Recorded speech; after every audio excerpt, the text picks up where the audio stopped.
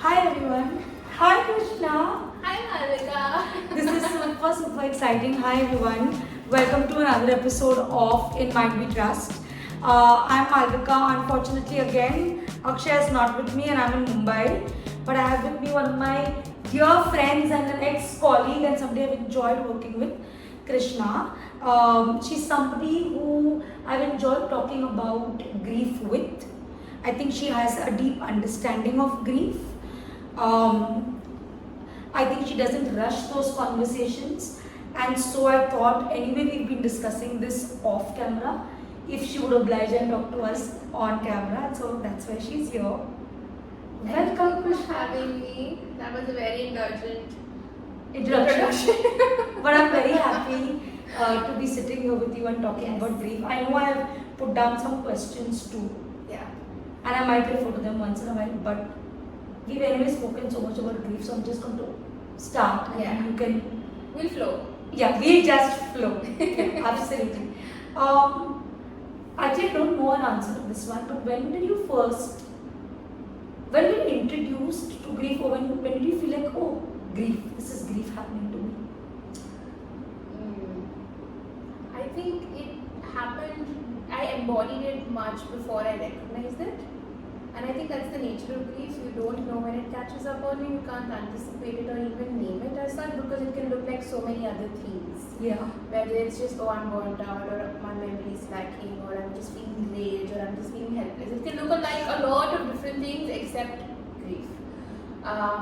It's almost insidious nature.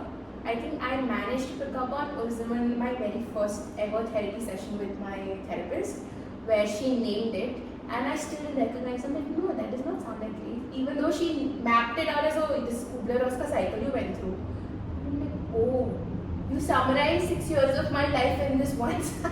And I still didn't recognize it even after I've studied it and she named it and showed it to me. And I think I fully understood that it's weaved its way into my system when I was being trained by you at the previous workplace. And then I saw in sessions that it was easy for me to pick up this in somebody else's narrative. And I was like, why and how am I able to, what is this grief radar that I have? And then the awareness set in, and then the body caught up with it. Yeah. And then I felt like, oh, I love this so much because there is inside so much of it. I may not be able to look within and name it, but then because you mirror it, I can see it. So I can't see it for myself, but I can see it through you and see it from other people. Yeah. But thank you for sharing that. It makes me feel slightly important. You're very important. No, but really for me also it was very similar because for me I didn't want to call it grief because I felt it was weakness and I didn't want to be weak, and that's what I grew up. The understanding of grief was so taboo. Grief is the opposite of strong. Grief is the opposite of resilience. I think my teenage years was filled with that narrative.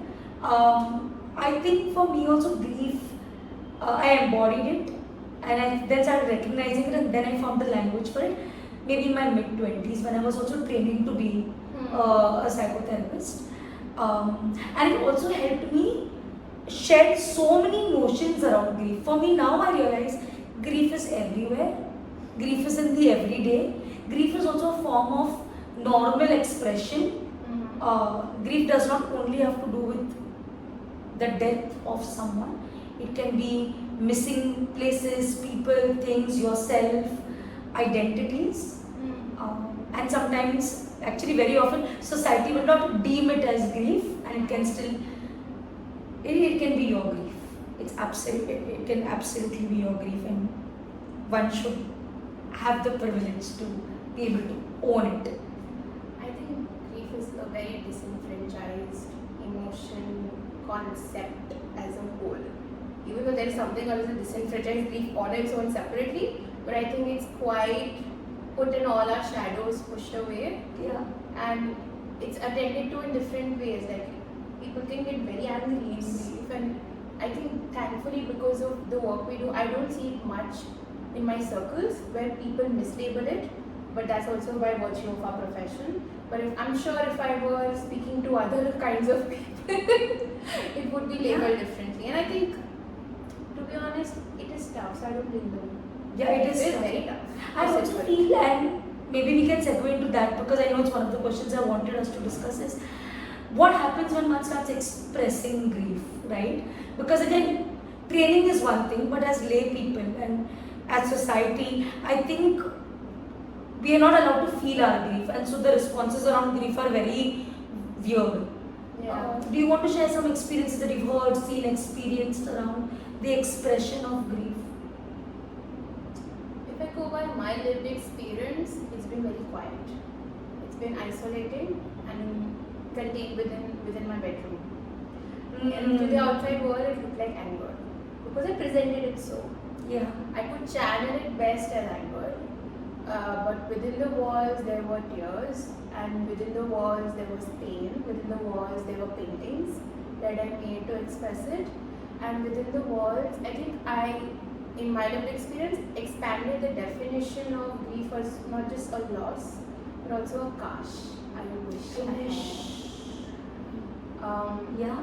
And that was not even covered in the books that I was reading, and I didn't relate to that format of delivery or understanding of grief anyway. But if I went outside, and I'm just speaking in general with to friends or family, sometimes grief was really held. I had the privilege of a few friends who were very evolved, I must say, for their age and time, but it was held. They didn't name it grief, but it was held. Beautiful. That's a privilege and a blessing. Absolutely. And then there were definitely other spaces where, again, me having the social occasions that I do, I was allowed to cry because a woman can cry. And I've seen grief in much quieter conversations, in the silences with people, where people don't have anything to say. And I sit with my helplessness, and then simultaneously I'm also where they're also feeling helpless with me, and they don't know how to help me, and I'm sorry for having to put you in. So it was like, I'm feeling sorry for you that you are here with me in this place.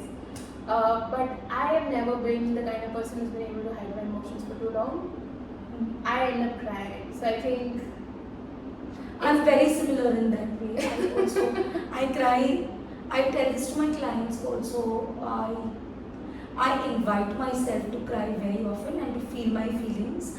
For me also, anger, especially as a teenager, took the form of anger. So grief was expressed through anger and yelling and screaming. Then it took the form of understanding myself and giving myself the permission to not just express it to myself but others. It took the form of maybe it sounds very rights-based, but this grief is my grief, and I don't have to be ashamed about it. Just because society says be brave, bravery has many faces, and if I feel like sharing this grief with someone, I will share it with my head held high. You know, so many clients, especially gender, now that we bring up that as a woman you're still allowed to cry, so many clients, especially cishet males, have come in with anger issues or I don't want to share this with anybody, or very alpha maleness about them. And when you hear their stories and narratives, you realize there's so much of grief because of the pressures of you need to be a certain kind of man, or you need to provide. Not just men, I mean, I would say this, let's say even I have trans friends and clients, and grief is felt through I know I'm moving towards accepting my identity that I want to, but there's also grief of leaving behind my name, my body, the kind of clothes I wore, the way people called me. The privileges you had. The privileges you had when you were associated with a certain gender. Grief of married women, and I say this all the time. I'm a married woman, so I say this, right? Like, there's so much of excitement around a marriage ceremony. And then, wow, I'm a Mrs. or whatever, I'm with my partner. But there's so much grief along with that joy, which makes it so confusing and ambiguous that I am no more living in a certain place. I'm suddenly asked to wear, even if it's for a few days, wear certain kinds of clothes or symbols or behave a certain way or talk a certain way or change identities on documentation. All of this is grief. Kids transitioning from school to college, when we transition from workplaces. I know. All of this is just like, oh, but ye to hota hai, this is so normal. I think society has told me, has told many people, I think, and you've also probably received these messages that, okay, come on, move on. What are you so emotional about? But there's so much of grief in that, because at some point, those experiences meant something that only you know and you felt. Yeah. And then to be told, okay, 2-minute noodles, let that go, go on to the next day, especially in a fast-paced world. There's no time and space, and we're not allowed to feel what this does to every pore in the body. You're not allowed to feel, and it's also so scary to feel it. It is scary to feel. Nobody's taught us right, and when it is presented, it's shut down also through different people, places. Again, I don't want to generalize because reality is far more nuanced, but that is the truth, right? That we don't know how to handle grief. I didn't know how to handle grief. When my friend, she lost one of her parents, and it's surprising that today I can say I can handle grief. I was shell shocked. I was anxious. I didn't know what to say. So, and this is about 5 years ago.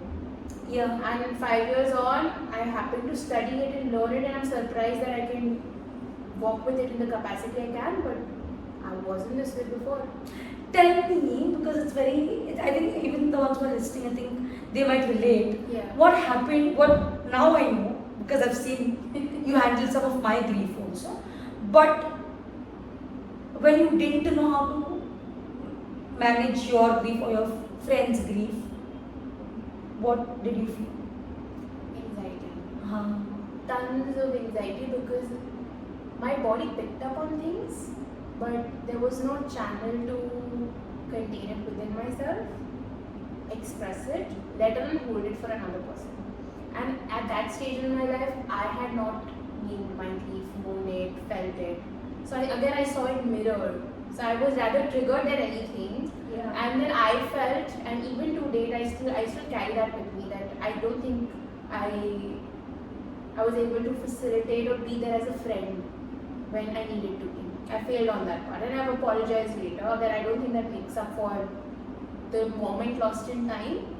But we're all learners on the way, you know. absolutely. But I think it was necessary for me to name it that I failed at that point in time, and I communicated that. Not that I expected her to forgive or let go or anything, but just for her to know that I recognized that I couldn't do it, and that I know now how difficult it is, and I wish, gosh, I could have been there for you. Absolutely. I think even when I was struggling with my own grief, and it's so magical that when you start becoming comfortable with your own grief, you become comfortable with other people's grief also, at least in my experience. But very similar again, where I was not comfortable with my own grief, if somebody else came, especially when we were teenagers and adolescents, okay, I think I wanted to rush through the conversation. I just wanted to sound very, oh, you'll be fine. You know, this is going to be okay. It'll get better, don't worry. There's always hope. There's always hope. So I sounded like one of those, toxic, positive, or those very, you see this on social media all the time. And it's when I sat with my own grief and I realized, okay, when I'm in pain, whether it's because of an ex-partner, whether it's because of a loss of a job, whether it's because of how your health changes, body changes, because you're far away from parents, and if there's a fight with a friend, any kind of grief, I realized that I didn't want to be spoken to like that. I wanted somebody to hear me. I wanted myself to hear me. I wanted to feel what's happening in my body. I wanted to have an outlet to just cry, or maybe scream in a pillow, or just be on the bed for 3 hours. And when I humanized that for me without any shame or guilt, I realized, okay, that's what somebody else would also want. They would not want to be rushed in a conversation around grief. They would not want to be judged for feeling this for however long they want to hold it for. And we've heard this so often, that grief is also, especially when we lose a loved one, grief is an extension of love. And I realized, yeah, if that means it's a connection, why do we want to get it over with? It's absolutely okay if we are allowed to feel all positive emotions, like Feel joy, feel good. Why aren't we allowed to just feel not okay? Feel sad, feel confused, feel rage, feel what's going on, you know, or not feeling, numbness, because sometimes grief can be numb, right? And we shouldn't associate shame with it. I think a lot of diagnosticians will look at grief and then give it other names, right? You could have very clinical judgments around it. But we know better today as a society also. And I think not just therapists talking about it, but movies, songs, interviews, other podcasts are trying to humanize grief and say, listen, it's as normal as waking up or breathing every day. You speak of it almost as if it flows through you, but I know it's very tough. It is tough. It is tough. And I wonder, what is something that kept you going? Because like I said, grief is everywhere, it happens all the time, it can catch up on you from past, or you can never anticipate it coming forward. Sometimes it is.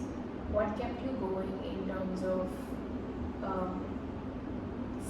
staying with it? Because You're talking about personal grief or then the line of work I'm in? Or both? both, primarily. But I think if you go and talk about personal, I would like that better.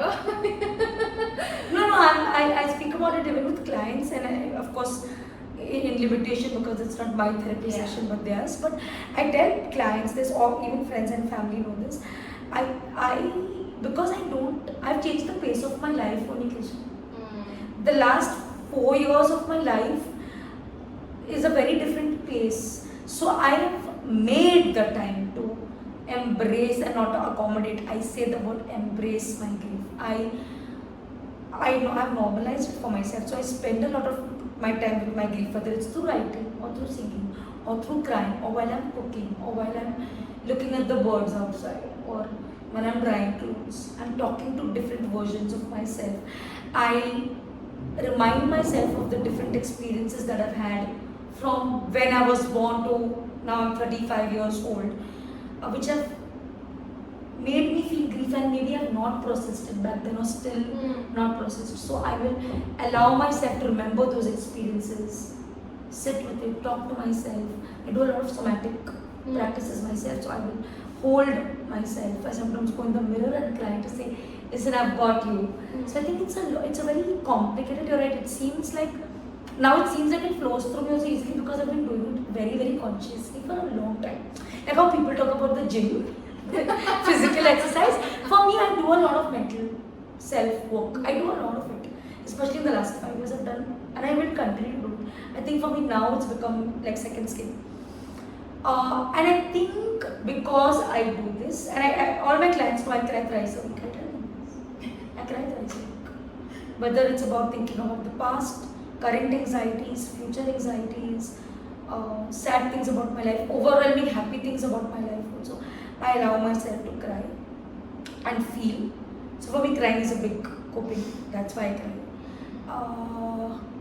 And I think because I'm doing that, and I'm in touch with my grief, I'm in touch with the deepest, darkest parts of myself, and not just grief. So grief is accompanied with shame, sadness, It's a whole truckload. guilt, and so you talk to those versions. Sometimes you don't talk and then you just rest and just hug a pillow because you can't always do this work. But I think because I do this, when clients share this, I'm able to hold space. And when therapists, you may hear this in other podcasts also, hold space, I'm very comfortable with silences. I'm comfortable with them repeating their narratives. And I think even as a friend, I'm going to compliment myself. But I think not just as clients, now it's become second nature to me. But I'm absolutely comfortable talking about things in the mundane, boring. What's going on doesn't have to be a very big update. It can be talking about pain and suffering, because I also believe that's life. Like the poem Agnipath. I say this to my friends a lot because he talks, Harivansh Bachchan talks about life being sangarsh, it's second nature. So life is going to be suffering, that is going to be an integral part of your life. So for me, that's why I think, and that's what lay people maybe don't give clients to come into therapy. A lot of people in society want to run away from grief. I will be curious about it. I will want to understand it. It's an experience, so it's a life experience for that person. So it's legitimate, and you validate it and you witness it for the client or for a friend or yourself. And the more it's heard, like any mental health experience, the more it's understood. And the more it's understood, the more you can, I don't like the word manage, but you can manage it. No, I asked this question specifically because when I didn't know better, I would go around thinking, what do I need to do about it? Okay, let me write letters so that I get over it. Or okay, I'm sitting with the feeling, but then somewhere in the back of my mind, I wanted an endpoint. And this is despite knowing all the theories, being in the field and working.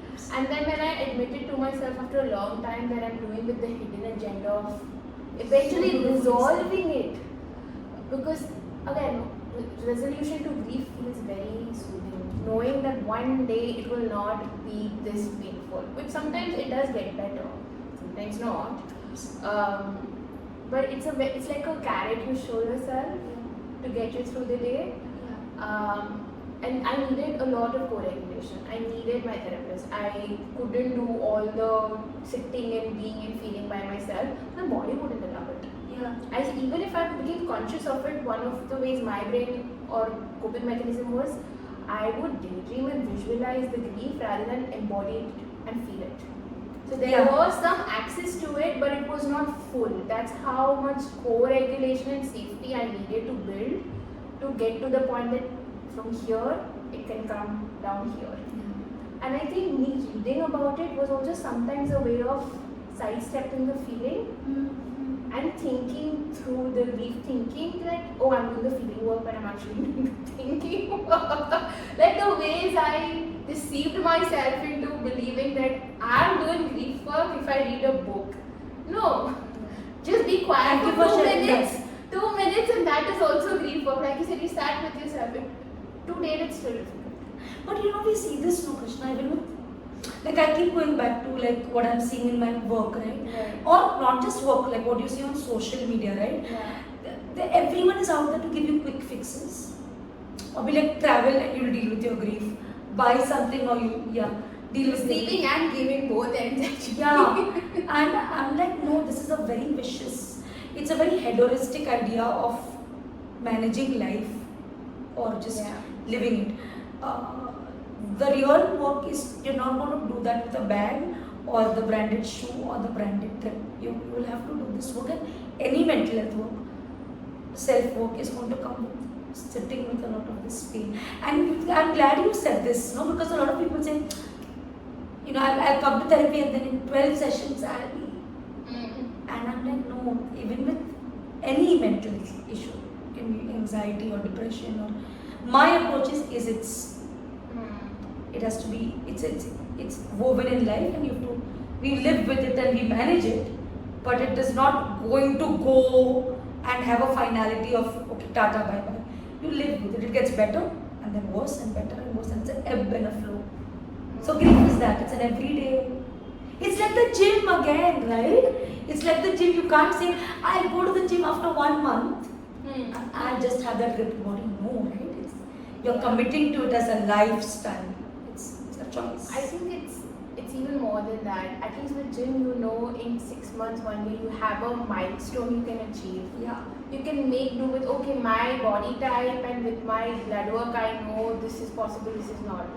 With grief, it's far more ambiguous. It's like walking on clouds. Yeah. You just hope that you won't fall off the cliff. But now I realize falling off the cliff is part of it. Yeah. But I also love hope. I love hope and surrendering, because I think that also gives people the strength to go to the next day and then one day at a time. I want to do a part 2 with you and a part 3 with you and a part 4 with you. But this is one podcast. But last final messages that we would both want to give anybody who's listening. Any message around grief? In this world, especially in a world which is so full of social media and your organizations and schools and institutions and everywhere, everyone's running in this, everyone's pressed for time. Any message around grief? I think grief is a double-edged sword. So it's okay if you want to sometimes sit with it, and okay if you want to avoid it. You can keep swinging, seesawing between the two. It's not like I need to sit with it and indulge in it so much that you then just lose all marbles. Maybe that's your part of the journey too, but I think it's okay to sometimes not deal with it. Yeah, I fully agree. And then deal with it sometimes. Absolutely. I think I want to say that and something as well. I'll repeat what you said in the way I say. It's absolutely okay with coping, and distraction is also coping. So you can cope by crying and feeling all your feelings, and there are times when you feel like I don't want to feel, and that's also okay, because if you're saying grief is long term and it's going to be there every day, you can't do this emotional work every day. It's very difficult, and it's important that you sometimes hear it from therapists, because otherwise people think these therapists only say do the emotional work. No, we tell our clients also it's okay to take breaks from feeling.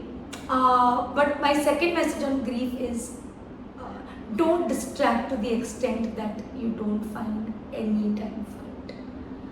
I think we are in a world that's everything, not just what's happening in your personal lives, but look at what's happening around the world with wars and the randomness of life and deaths and the politics of things and the economics of everything. People with inflation and it's all around us, the news. And we are distracted by but you have to do this, or you have to look a certain way, or you have to earn so much, and you have to perform these roles. So do that. By all means, we all have to pay our bills, but find some time for your emotions and grief. And I would say this to not just adults, but even if you are watching this podcast and you have your teenager daughter or son, or even kids around you, let's normalize grief. It's an emotion like any other. But yeah, we hope to have Krishnaa again and again, because we can talk for hours around grief. We know this is a tough one. So for all those who sat through this, thank you. It's not an easy conversation. It's not something that we are having every day around a coffee table. It's not an everyday conversation. These are difficult ones. So thank you for those who stuck around. See you for more. Ask us questions on our comments if you have any. This is Krishnaa, and hopefully we'll have her back. Till then, thank you. Bye.